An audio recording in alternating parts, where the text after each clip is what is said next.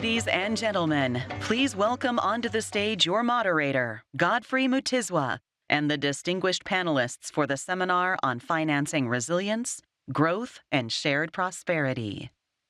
السيدات والسادة الحضور، نرجو منكم أن ترحبوا بضيوف الندوة.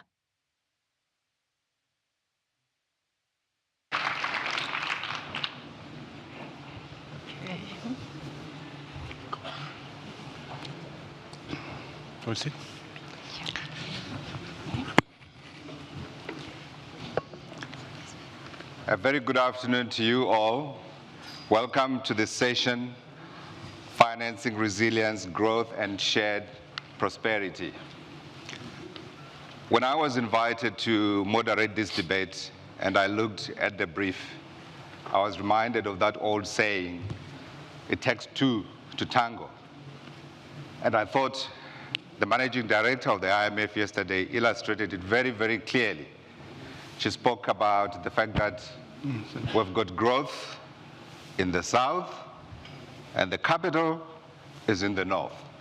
And she spoke about building bridges to enable the two, shall we say, in this language, to tango. So here we are today to talk about some of the potential solutions on how we can enable that. I wanted to tell you also at the beginning that our debate is going to be in two parts. The first part is going to speak to the issues, to illustrate the extent of the problems that we are facing. And I think we've all been talking about these problems. We're talking about low growth in developing countries. We're talking about high inflation. We're talking about high unemployment. In the second part, we are going to be talking the solutions. How do we help the latent growth that we know is in the South to become a reality?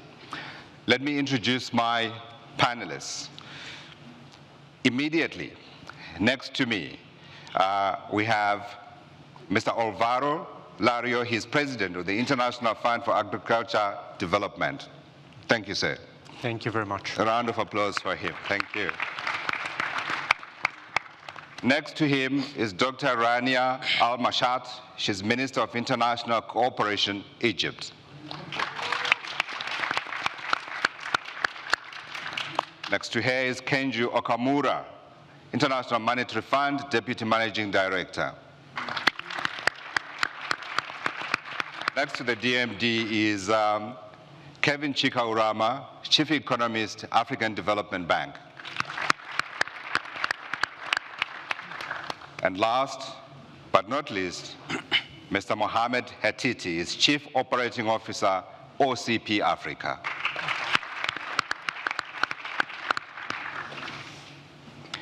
DMD, I'm going to start with you. Get my bag back.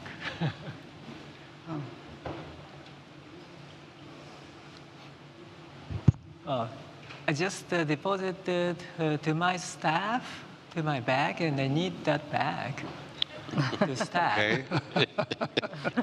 Thank you. Thank you. Okay, good. Thank you. Thank you.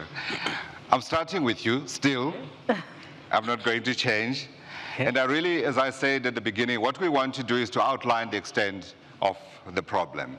So I'd like you, if you can, to speak to how low-income countries have fared since the start of COVID-19, and also how they have weathered the various shocks that have come through the systems. And then if you can as well, if you can contrast the impact that have been visited upon them versus developing and developed countries. Okay, thank you, Godfrey. Good question. I will try my best to set a good stage to frame the discussion of our panel. So let me start. Low-income countries and the risks have been hardest hit by the massive and multiple shocks of the past few years. And this reflects two factors. One is the harm to growth and the reduced ability to respond let me start with this harm to growth. This one is significant scaling. So compared to pre-pandemic trends, at the fund, estimate that the cumulative real GDP loss between 2020 and 23 in LICS is more than 6% on average. And this 6% GDP loss is about five times more than in the advanced economies. And this scaling will have long-standing negative effects with projected growth below the pre-pandemic path for a prolonged period of time. This tells us that the prospect for income convergence, catching up, have diminished. The hope has been diminished. So, and this brings me to my second point, the policy space to respond is severely constrained. Sure. So this, but government support in response to recent shocks severely eroded fiscal and foreign exchange reserve buffers. At the same time, LICS face a high debt burden, huge development needs, and a historic funding squeeze. For the African continent, the financing need for LICS is estimated at $225 billion over the medium term. So currently, more than half of LICS are already in debt restrict or at high risk of debt distress. So the more than half are already in or at high risk of debt distress. So that means they are confronted with high debt service and limited sources of new financing. New financing is quite limited. So it is clear that LICS face significant challenges. So today's discussion is very important and timely to understand how us, the international community, can help those LICS. So I look forward to hearing the insights of the members of this distinguished panel. So I stop here and back to you, Geoffrey. I'm certainly looking forward to it, and I certainly hope we'll be able to come up with those solutions. Let me come to you, Professor Orama. You are on the ground on the African continent, and you deal with some of the poorest countries in the world. So I wanted to know from you how worried you are about the outlook for low-income countries. I remember listening to one session, and one of the questions that was asked was, are we headed for another debt crisis amongst poor countries? Thank you very much for that question. From the African perspective, we see a very cautious optimism. That cautious optimism stems from the fact that despite the confluence of all the shocks that's already been elaborated, African economies are growing at 3.8% as at 2022, and projected to grow at like 4.4% or 4.1% from 2024 going forward. If you look at all the other macroeconomic fundamentals, we're seeing the economies returning to a pre-pandemic growth rates. And this is significant given that a lot of the issues, the lack of fiscal space, the tightening of the global financial conditions, the deepening of debt crisis in the continent, but the continent still continues to maintain some level of resilience. So that gives me some level of optimism. But the other source of optimism is also looking at the transitions we're in now in terms of the green transitions and the amount of green minerals that are domiciled in this continent called Africa. where we have 65% of arable land remaining on the continent. So the future of food will be defined by how Africa utilizes that arable land, and over 30% of green minerals are found on the continent. So the future of green transitions also depends on how Africa utilizes that. So having said all those, it doesn't mean that there are no concerns on the continent. The concerns are deriving from slow growth globally, and also weak institutions and subdued private consumption and private sector investments on the continent. So this leads to low industrial production and growth on the continent, and of course, poor structural transformation that is required for us to have growth in a sustained level. And we also know that that 3.8%, though we celebrate it at being above the global average, is not sufficient to create enough jobs, the quality of types of jobs that we need, and sustained growth that is required. We need to double that growth levels for able to be able to move forward. So the continent continues to struggle under the general subdued growth projections we have around the world and in these export markets, but also the high interest rates that is exacerbating debt repayment costs on the continent. Currently, the continent is spending over 11% of gross government revenue to be able to address just debt repayments alone. But that investment in industrial production is leading the continent to continue to depend on commodity markets, which is always volatile, and that leads to challenges with regard to how the future of the continent might look. So, and again, the final point I'll raise is the physical risks of climate change, which is creating a lot of fiscal risks on the continent, but also transition risks that is emerging as policies for green transitions are evolving, and the continent doesn't have such technologies that are required for doing that. So in this point of turning point where we're having significant challenges on the continent, but the continent is like the next growth pole of the world. My question to us as a panel will be, how do we leverage these opportunities for shared prosperity, both in Africa and also to support global green transitions and the growth we all want to see? How do we build that bridge in a fragmenting world? Absolutely important question. Let me come to you, Mr. Hetiti. We have seen a deterioration of food security across the world, but I think in particular for many, many, many low-income countries. You are an expert in a key component for the ability of ourselves to feed ourselves, which is, of course, fertilizer. And you are extensively involved. Personally, I think I saw your bio around the African continent, working with farmers. So I wanted to get your view on the outlook for food security, but I wanted to share with you a little tidbit. In my language, we say, "Unofane nyota makumbo ari mumvura," which means we Africans are like that guy who's standing in the middle of the river, but he's thirsty. How can that be possible when we have the 65% of arable land the professor spoke about? Thanks.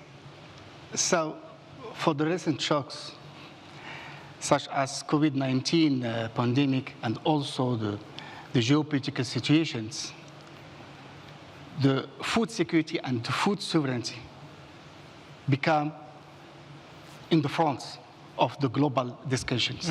So the issue here is not only for Africa, it's for the world. It's generic and it's systemic. So yeah, we are aligned that it's where more field for the low-income country dependent on importing food and energy. So the farmer in your village, my brother, when he's looking for the affordability and the availability for the fertilizer. And to face that in the global distribution for the markets, for us, as Africans, it's easy. That's because we need only to leverage on the local resources that we have. But in France, we need to made all the investment that it's needed for the whole value chain. Sure. So I will share with you number more than you share with us. So if we need only to meet the Abuja targets, what was 50 kg per hectares for fertilizer, we need an additional product, an additional volume for the fertilizer, 7 million tons. Now, if we need to reach the average for the world, we need additional 20 million tons for fertilizer. So the total is 27. How we can do it? It's easy if we are joining our hands together, if we are investing for the whole value chain. And this is our responsibility. We have all the local resources needed to produce this fertilizer to at least supply the African markets. Sure. If we are not saying to supply the rest of the world. So for that, if I'm speaking about my company, OCP, we started that many years ago. Now we are at 15 million tons per year. And not only that, we have a capacity up to 1.2 million tons in the blending capacity in African country. I'm speaking about Nigeria, Ivory Coast, Senegal, Rwanda, and Ethiopia. So this capacity, we are supplying 65% of the markets, but it's not sufficient. That's why we are asking all the others to get their hands with us to invest more on the projections of the fertilizer.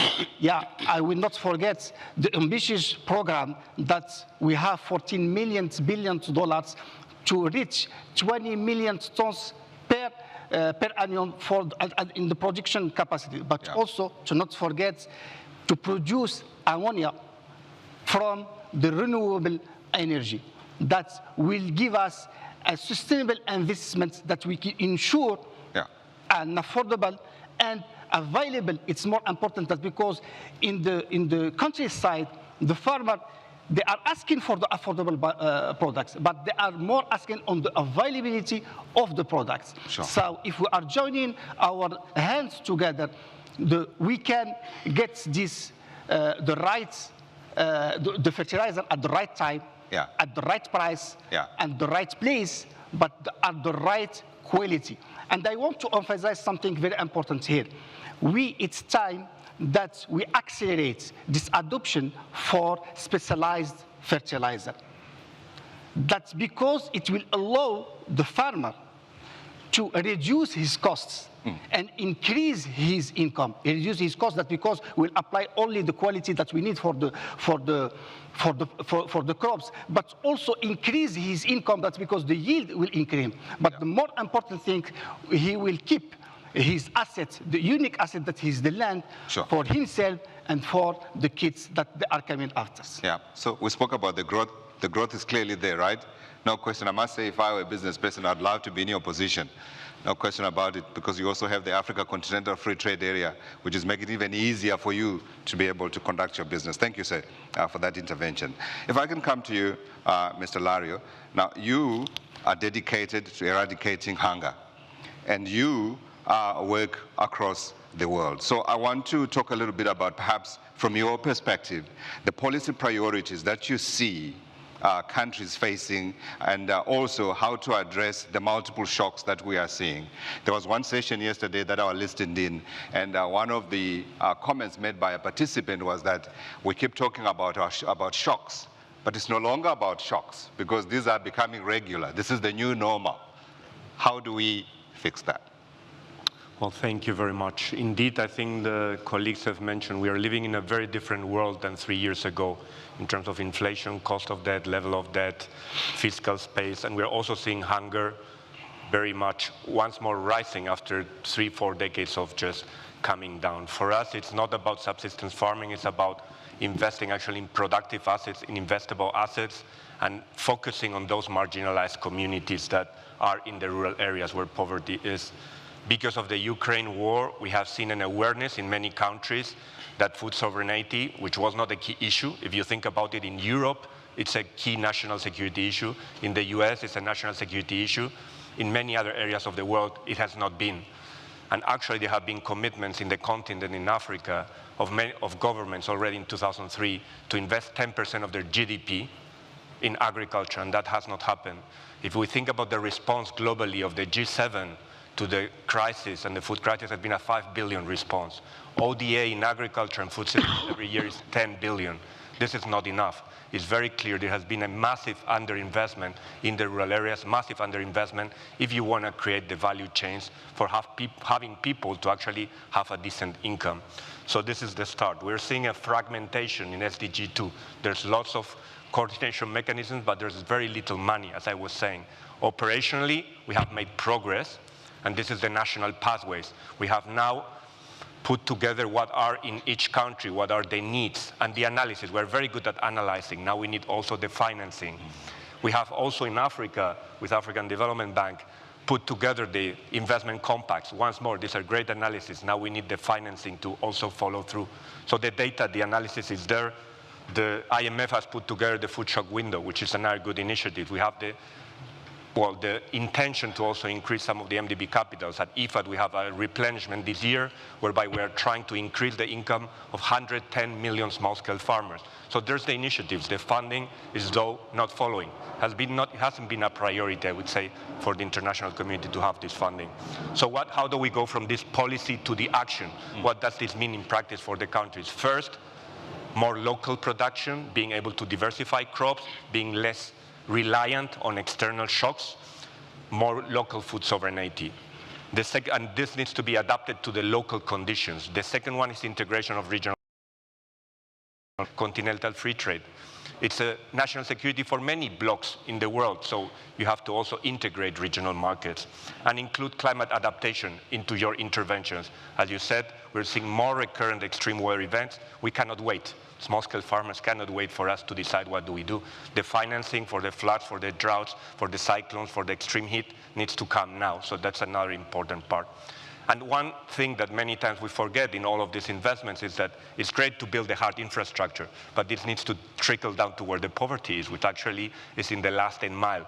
And this only happens if you create the conditions and the ecosystem to actually have these investments in a way that they become productive assets. Not aid, not food aid, just investable assets along the value chain. So not only food production or productivity, food distribution, food marketing, food commercialization, creating this environment. And for that, you need also to bring the private sector, not the multinationals, but actually the local private sector. You have agricultural development banks who are very big in many countries. You have local public development banks. You need to integrate things so that you can finance a lot of these activities. I'll leave it here. Thank you. I wanted to remind you that we are trying to build bridges, so maybe we need the multinational companies as well. Yep. But I think I get your point. Thank you very much for that contribution. Minister, you are our sole policymaker here today, so we are going to make you the last speaker. And you have been dealing with multiple shocks that you have dealt with as a government, and you have seen this impact on emerging market countries as well as other developing economies. So I wanted to ask you, how do you see this impacting the ability of governments in these countries to implement the SDGs? Should we even be talking about them? No, I don't think we should stop talking about them, because in 2015, when countries came together to agree on from MDBs to SDGs, it was creating a common denominator across all countries, so that no poverty, no hunger, gender, renewable, all of these, the 17 goals, are so important to keep the consensus on goals. This is very, very important. Yes, the consecutive shocks have pushed us away from the trajectory that was, still there was a gap before 2020, and everybody was saying, oh, a decade away, and how are we supposed to, close this gap? And then the shocks that happened afterwards exacerbated this gap and created more challenges that need financing. That said, in designing national strategies that include cooperation across all my fellow panelists, be it multilateral development banks, specialized agencies, the private sector, that becomes very key in trying to close these SDG gaps is the only way forward. So no, I don't think that we should ignore the SDGs. We should keep on pushing them forward, but we have to be realistic on what we are requesting from countries. And here let me tie this to the importance of having country ownership in the dialogue between the different fora that we attend. So for example, in our case, we have national strategies. They're very country-led. When I'm sitting with my group of bilateral development partners or multilateral development partners, we try and map how our national goals meet the global goals so that all of us at the end of the day want to push an agenda forward. Nonetheless, food security, water security, climate action, these are three words that are so intertwined, but cannot be ignored.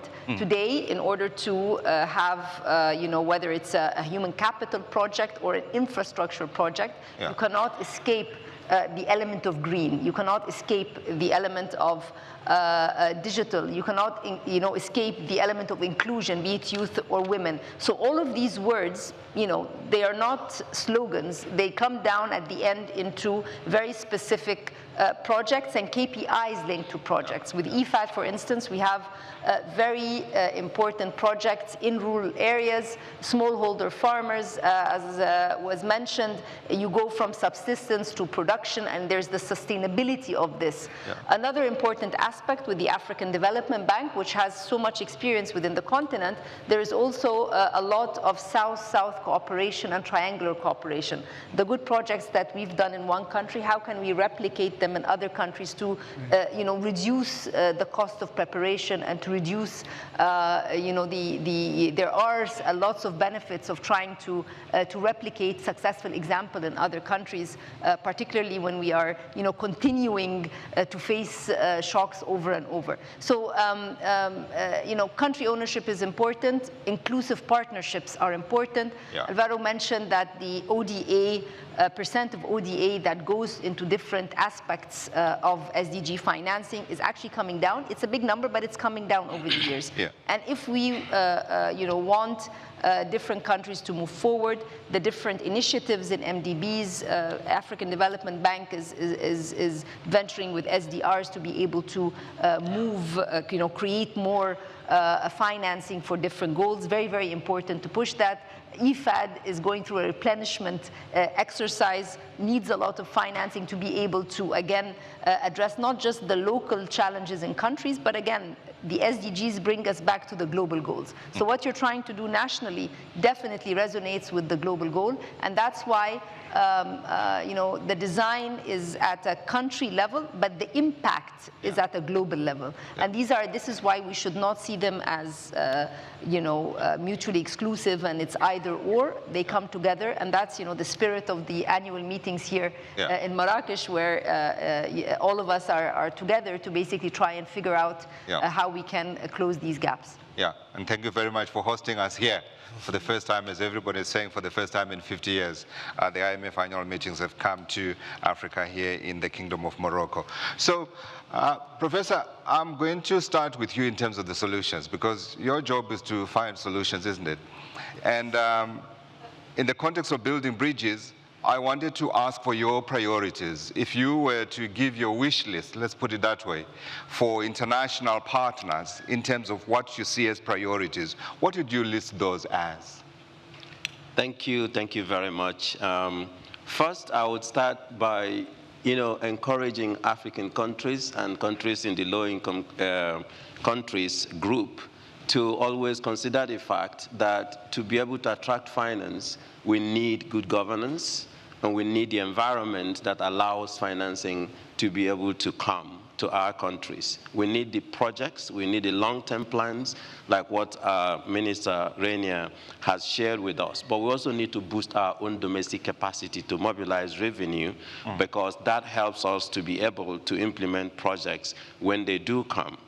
But for the international community, for me, if I'm talking to multilateral development banks, since we're in the World Bank, IMF annual meetings, I would say that we need to expand significantly concessional financing and grants that goes to countries in order to allow them to be able to build, or let me say, de-risk the public space and allow the private sector to be able to come in greatly. But we also need to provide more risk agnostic and catalytic capital. Of course, we're doing risk guarantees now, but we need to do a lot more of that. Because what I see as being able to fill the gap between billions and trillions required is catalyzing the private sector. And that de-risking instruments will help to do that quite a lot going forward. But all the innovative financing instruments that are coming up and being discussed, sustainability-linked loans, and also green bonds and so on, are good to explore. But the only proviso I put there is that despite the promise we see that many climate vulnerable countries and low-income countries don't have the capacity to access that. So we need to rethink generally how the architecture is, the global financing architecture, so that we can align with vulnerability and need much more than these risk-based assessments of where financing flows to, and adopt more of a system-wide development transitions programs instead of project-by-project basis. So that way we can help to de-risk private sector risks in those portfolio of projects, but also allow for transformative impacts to happen. And more generally, how we use our risk capital to catalyze the private sector will remain the key for us to be able to move from billions to trillions that is required to be able to move forward. And then the credit rating agencies, my appeal would be to actually review the methodologies on how these risk ratings are done, because on the continent of Africa, the continent is losing about $74.5 billion US annually because of poor ratings and perceptions about ratings. And when you look at the studies available with regard to default rates on long-term infrastructure financing, the continent is not doing badly. So there seems to be some risk perception that doesn't actually match a lot of the realities that we have going forward.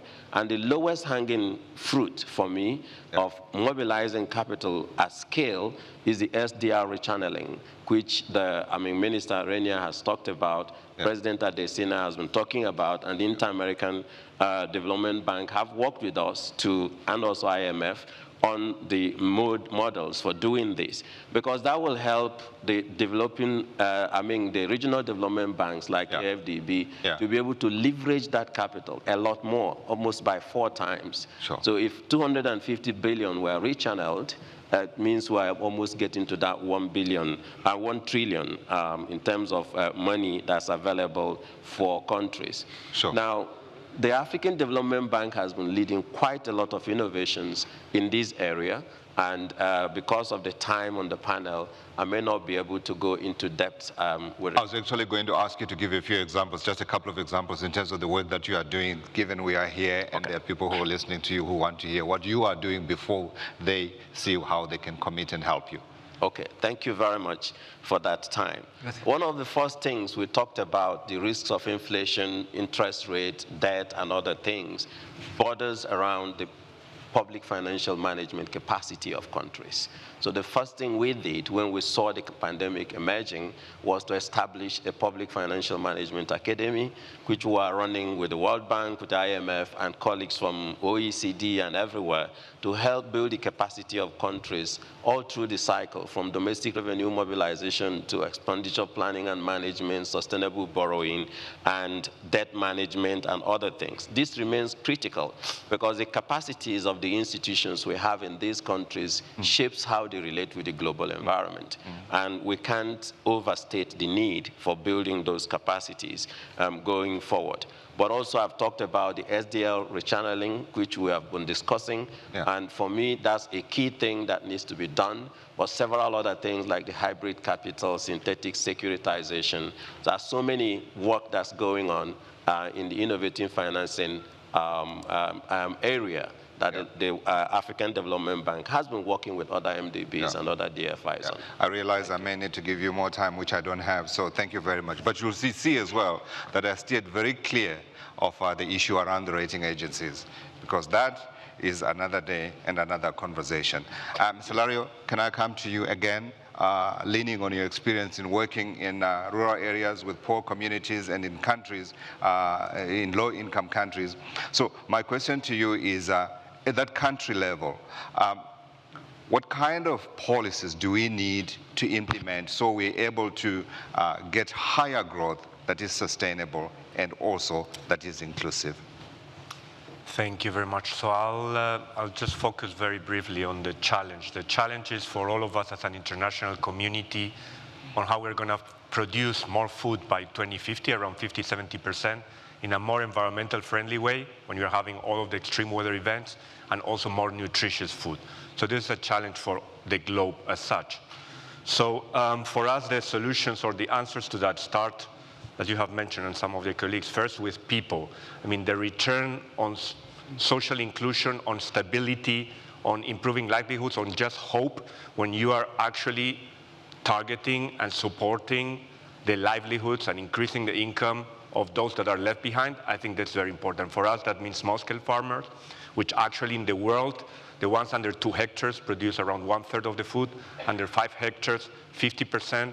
In Africa or in Asia, 70% of the food is produced by these very small-scale farmers, which many times are the ones who are going hungry, and they don't have the ability of getting the income. So no wonder that people want to sometimes leave the sector.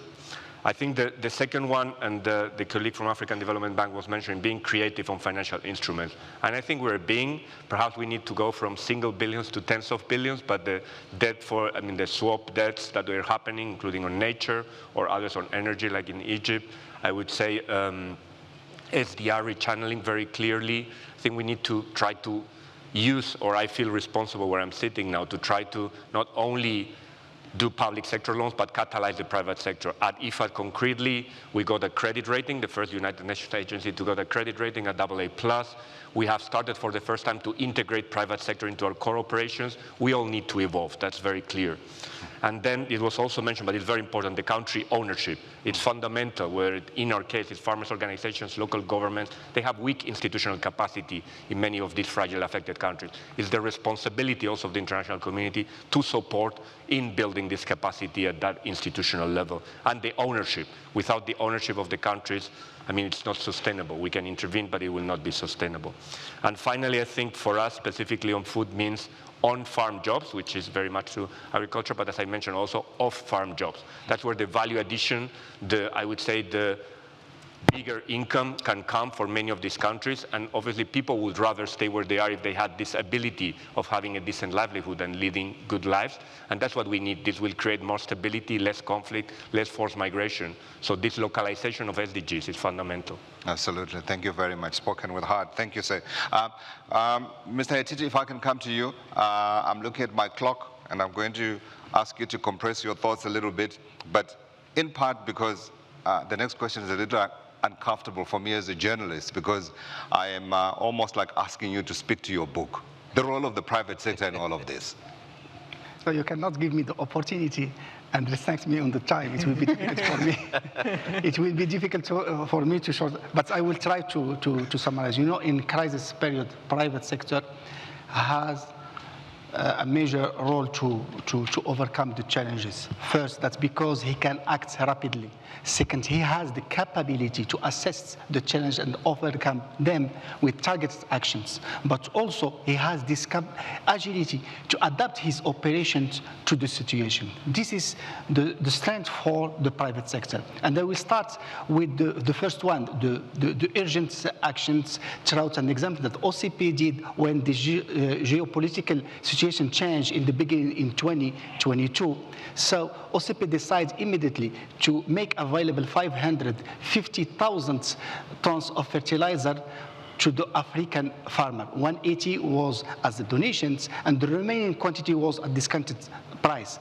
And we didn't limit ourselves to that, but working with international institutions, World Bank, USAID, we we ensure that this product meets or reach the smallholder farmer that was in the need. So that was our urgent actions for the holistic approach to and sustainable projects to contribute to development of the agriculture. We already started since 2016, maybe before, many programs. The first one was this OCP School Lab, where we are training the farmer. We have this mobile track, training the farmer and giving them the information about their soil. And I remember the time when I was in Kaduna and one farmer came to me, thanks to bring us back to the school, and how you can now better our soil than us. We just bring technology. That's because we bring with us laboratory and we were testing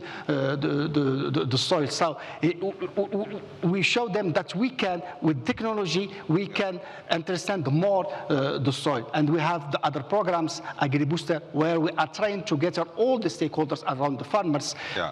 Input suppliers, off-taker, but also the finance part, the bank, to allow the farmer to invest and in his to invest in agriculture and getting better yield means better revenue. We have also these 5,000 that we start installing this year, 5,000 demo plots, to show the farmer on the ground how the comparison between different practices, but also the differences between different inputs. So throughout this program, we reach more than 2.5 million farmers, and we map more than 50 million hectares in Africa. Yeah. But also we develop more than 40 formula adapted to the local users. And lastly, but not the least, we invest on the downstream value chain, where in the model commercial farm. Yeah. That's because we have smallholder farmer,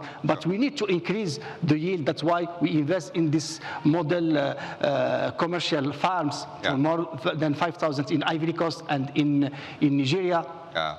And I knew it was going to be difficult to stop you, but I hear you, and I think the point is very, very well made. But the very important part. That's because it's one last part. The very important part, and my colleagues speak about it, is the investments. And you give me the opportunity to announce that yesterday we start the financial blended platform for Africa, where we gather all the stakeholders. We are asking for the others to join us, and the objective is to raise $800 million by 2030, targeting 30 value chain in Africa throughout 60 agro chain deal. Thank you. Opportunities, opportunities, opportunities. Thank you very much indeed. Thank you very much. Minister, if I can come to you, and I'm feeling slightly guilty as well because I'm asking you to speak to your book. How do you work with those partners that you require? How do we develop the relations that we need better with bilateral partners? Number one, you engage in international relations, and then of course, the multilateral institutions such as the IMF and the World Bank for us to be able to attain our goals. I very briefly, three principles. Commitment, the government's commitment to certain goals, clarity with the projects, and clarity with who has a comparative advantage to partner with us on these projects. And third, credibility. We have credibility with the international community given the very important and significant work that has happened over the past many years. So for any partnership to be successful, there has to be commitment to what is it that we want to do and what to achieve. All of this has to translate in action into projects or programs. And then you need the financing, you need the technical assistance, you need the engagement, and that only happens if you're a credible and trusted partner, and this is on both sides. I go to IFAD because we have done very good work in the past. I wanted to be our partner of choice. IFAD would want to work with Egypt because we had successful programs, and when we go to the board, we are able to say that as well. Similarly with the African Development Bank, if we're talking about water treatment plants, if we're talking about SMEs, private sector, and so forth. Yeah. So I think these are the principles of engagement, and then the overarching umbrella, if you will, are the principles of global partnership for Effective Development Cooperation from OECD. Again, country ownership, inclusive partnerships, always being driven by results, and we have to report on these results. And then finally, accountability and transparency. Absolutely, building those bridges. Thank you very much. I mean, it's an incredible thing for you. I never thought I'd get a politician who comes and is succinct to the point and sticking to the time. Thank you, Minister. Totally appreciate it. DMD Okamura, I'm coming to you for the financing. The question has to be asked. You have various instruments that you've been using to try and mitigate some of these crises that we have been seeing. So let's speak about what the fund is doing. Okay. Number one. Number two, let's also speak about other innovations. You spoke about innovations that you are having to do in order to be able to attune to the current crisis that we have. Okay. Thank you, Godfrey. Very carefully I have heard our fellow panelists' discussion. It's very interesting. And I found we all agree that the scale of challenges of low-income countries at this shock-prone environment, this vast scale means that everyone needs to play their part. So, and your question just come to the mark and what we at the fund are doing. So, for our part, the IMF is supporting the low-income countries, the LICs, through our three main activities. Policy advice, capacity development, and lending. Today, our fellow panelists discussed, the concessional lending provision is important, and SDL channeling, quite mentioned. So let me just focus on this lending out of these three main activities of the fund. Since the pandemic, there has been fivefold increase in lending through the PRGT. PRGT, poverty reduction and growth trust. The centerpiece of our concessional financing. And annual PRGT lending has increased fivefold, as I said, from $1.7 billion per year before the pandemic to $8 billion this year. $8 billion this year. So to help the LICs, the fund fully deployed the existing lending toolkits and added new instruments. Three specifics. One, the fund rapidly provided emergency financing during the COVID-19 pandemic. Two, to cope with the global food crisis, we stepped up our lending, 14 new programs, and 5 existing programs augmented. And we established a food shock window that has so far benefited 5 low-income countries. And 3, we established the new Resilience and Sustainability Trust, RST, to help countries tackle the longer-term resilience building, such challenges as climate change and pandemics. To date, 11 programs under the RST was approved, and 6 out of these 11 is in Africa, and more to come. So we have deployed $1 billion. Sorry, big serious mistake. $1 trillion in global liquidity reserves through our lending and the SDL allocation. And now, SDL channeling to low-income countries through our PLGT and the RST. So we have done a lot, but as we discussed today, LICs continue to have significant financing needs. So we are doing everything we can to secure adequate resources.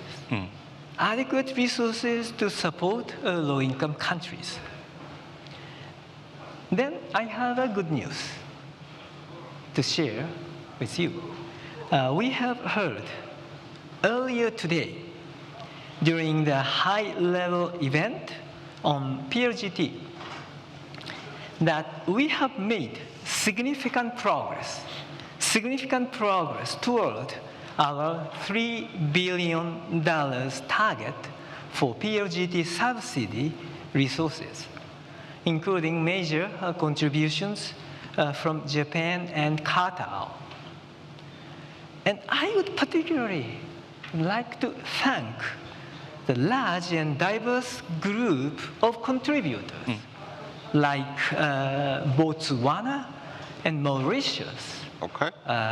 So that this, I think it's a good manifestation, testament of solidarity.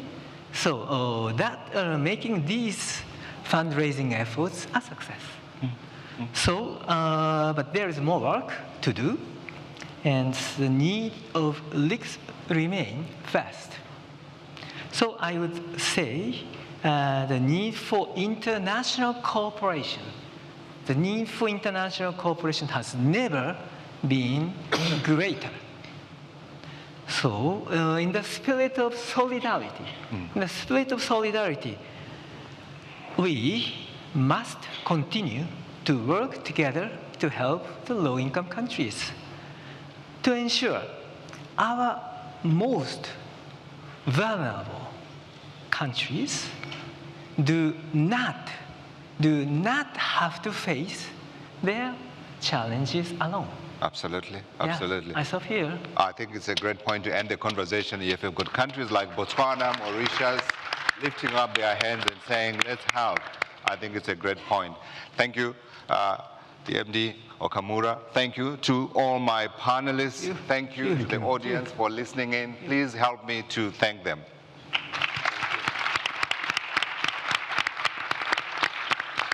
Thank you for your time. Thank you. Thank you very much. Pleasure.